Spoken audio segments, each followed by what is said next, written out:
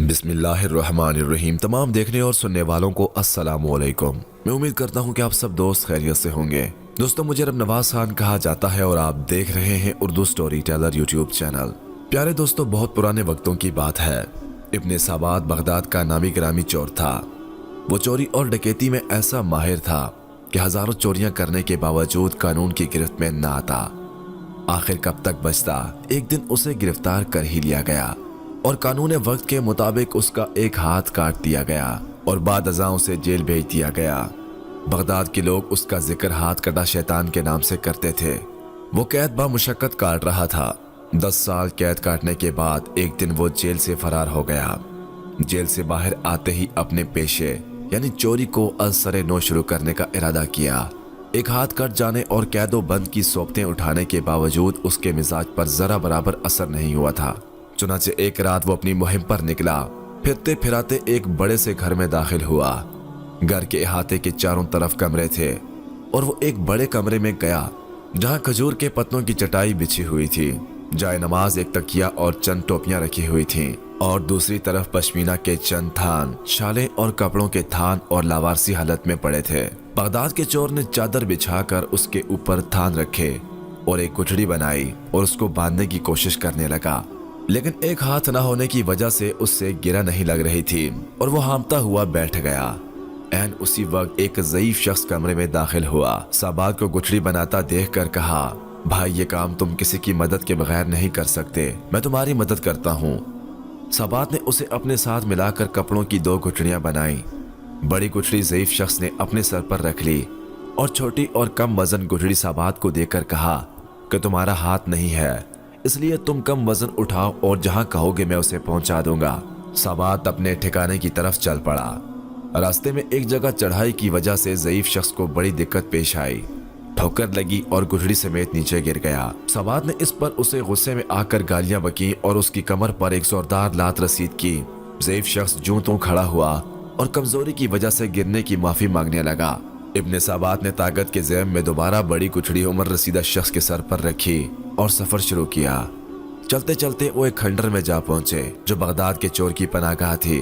پھر وہاں پہنچ کر ابن سابات نے بزرگ سے کہا کہ دیکھو، پہلے چوری کرنے میں پہنچا تھا اور تم بعد میں آئے تھے، لہٰذا یہ تمام چوری کا مال میرا ہوا اور تمہیں مجھ جیسا سردار پورے بغداد میں نہیں مل سکتا، لہٰذا آج سے تم میرے شاگرد ہو۔ بزرگ شخص نے ادب و احترام سے عرض کیا، بھائی، یہ تمام مال تمہیں مبارک ہو، افسوس میں تمہاری کوئی خدمت نہیں کر سکا، بلکہ اپنی کمزوری کی وجہ سے تمہارے لیے پریشانی کا باعث بنا، جس کے لیے معافی چاہتا ہوں اور خستی کی اجازت چاہتا ہوں۔ خدا حافظ کہہ کر وہ شہر کی جانب چل پڑا۔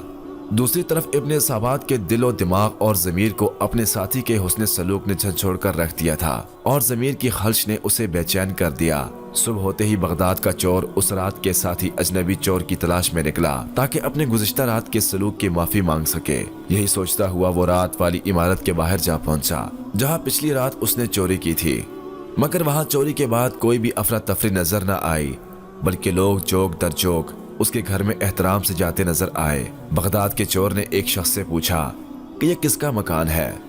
اس نے کہا کہ لگتا ہے تم بغداد میں نئے آئے ہو۔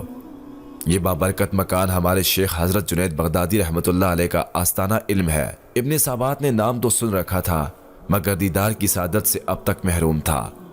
سوچا کہ آج اتفاقاً اس نیک و بزرگ ہستی کا دیدار ہی کر لوں۔ اندر جا کر کمرے میں جھانکا تو دیکھا وہی رات والا عمر رسیدہ ساتھی مصلے پر بیٹھا درس دے رہا ہے اور باادب لوگوں سے کمرہ بھرا پڑا ہے۔ اتنے میں اذان ہوئی، سب نماز کے لیے مسجد جانے لگے۔ بغداد کا مشہور اور ظالم چور ابن سابات بے ساختہ روتے ہوئے آپ کے قدموں میں گر پڑا اور گزشتہ رات کی بد اخلاقی پر معافی کا طلبگار ہوا۔